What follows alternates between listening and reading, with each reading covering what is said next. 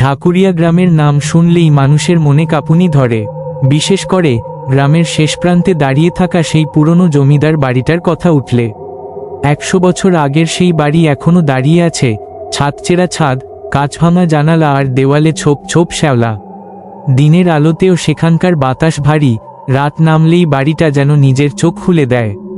রুদ্র আর তনিমা, একজন ইতিহাসের ছাত্র, আরেকজন সাংবাদিক। তারা এসেছে এই জমিদার বাড়ির ইতিহাস খুঁজতে, গল্পের খোঁজে নয়, সত্যের খোঁজে। তারা গেটের সামনে পৌঁছায়। ঝুপঝুপে বৃষ্টি পড়ছে। হঠাৎ এক বৃদ্ধ দারোয়ান সামনে এসে দাঁড়ায়। এই বাড়িতে কেউ আসে না বাবাজি, যারা এসেছে ফিরেনি। এই ছিল জামাল চাচা, গ্রামের সবচেয়ে পুরনো মানুষ। তার চোখে কিছু আছে, ভয় অথবা অভিজ্ঞতা। রুদ্র বলে, আমরা এক রাত থাকব, শুধু গবেষণার জন্য। জামাল চাচা কিছু না বলে কাপা হাতে গেট খুলে দেন। সেই রাতেই শুরু হয় অদ্ভুত সব ঘটনা। বাড়ির ভেতরে পা দিয়েই যেন একটা ঠান্ডা ছায়া এসে গায়ে লেগে যায়।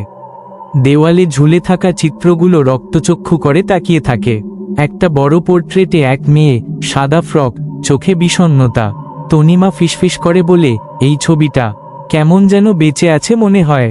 রাত বাড়ে, ঘড়ি যখন রাত 2টা, তখন ছাদের দিক থেকে শোনা যায় এক শিশুর কান্না। রুদ্র ছুটে যায় ওপরে, পায়ের ছাপ যায় মেঝেতে, ছোট ছোট ভেজা। একটা ঘরে ঢুকে রুদ্র দেখে একটা পুতুল পড়ে আছে, আর দেয়ালে লেখা, আমাকে কেউ খোঁজে না। তারা বুঝে যায় কিছু একটা ভয়ঙ্কর সত্য এই বাড়ির ভেতরে লুকিয়ে আছে। পরদিন সকালে রুদ্র পুরনো নথি ঘেটে বের করে। 1947 সালে এই বাড়ির জমিদার হেমন্ত রায় তার 7 বছরের মেয়ে মৃণালিনীকে জ্যান্ত গলায় পাথর বেঁধে পুকুরে ফেলে দেন, কেননা সে নাকি তার অমঙ্গল ডেকে এনেছিল। মৃণালিনীর আত্মা কখনো মুক্তি পায়নি। সে আজও কাঁদে, খোঁজে তার বাবাকে, খোঁজে ভালোবাসা। সেই রাতে তনিমা একা থাকাকালীন দরজা বন্ধ হয়ে যায় নিজে থেকে। আয়নায় হঠাৎ সে দেখে একটা মেয়ে তার পেছনে দাঁড়িয়ে আছে। তুমি কি আমায় দেখতে পাও? মেয়েটি বলে। তনিমা চিৎকার করে ওঠে। রুদ্র ছুটে আসে, কিন্তু কিছুই দেখতে পায় না। আয়নাটা তখন ফাটল ধরা, তাতে লেখা, আমার গলা কেটে গেছে, তাও আমি চিৎকার করতে পারি। প্রতিদিন রাতে সেই কান্না, ছুটোছুটি, খিলখিল হাসি, আর কখনো কখনো হেমন্ত রায়ের ছায়ামূর্তি দেখা যায় ঘরের কোনায়। রুদ্র ভাবে, মৃণালিনীকে মুক্তি দিতে হবে, তাকে জানাতে হবে সে একা নয়। তারা ঠিক করে পুকুরের নিচে খুঁজবে তার দেহাবশেষ। পুকুরের পানিতে নামতেই হঠাৎ চারপাশে অন্ধকার ঘনিয়ে আসে। পানির নিচে একটা হাত টেনে নেয় রুদ্রকে।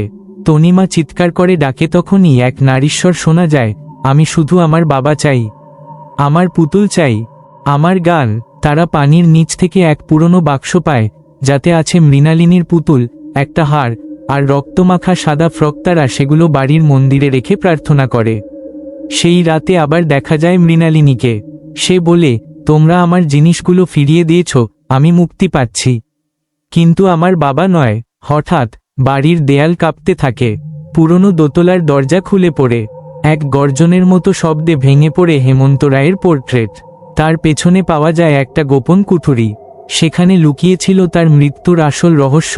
সে আসলে আত্মহত্যা করেনি, তাকে খুন করেছিল তার ভাই জমিদারত্বের লোভে। এই সত্য জানিয়ে রুদ্র ও তনিমা বাড়ি ছাড়ে। গ্রামের মানুষ আজও বিশ্বাস করে মৃণালিনী এখন শান্তিতে আছে, কিন্তু কখনো কখনো পূর্ণিমার রাতে সেই কান্নার আওয়াজ ভেসে আসে বাড়িটার ভেতর থেকে।